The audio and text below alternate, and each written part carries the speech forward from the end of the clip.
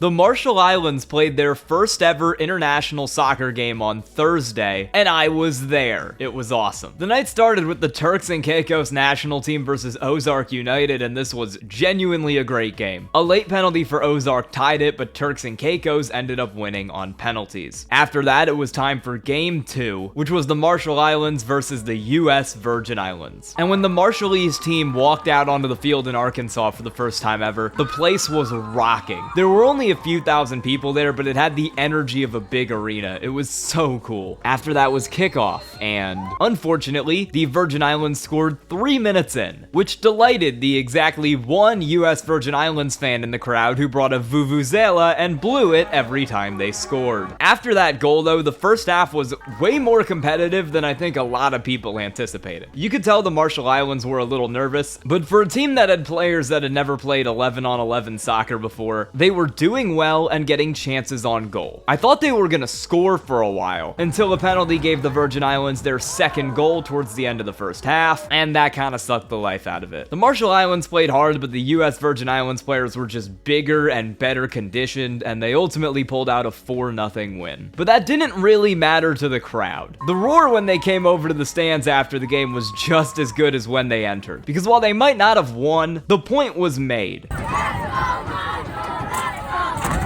Plus, in their second game, they played close to Turks and Caicos and only lost 3-2. Not bad for a debut tournament.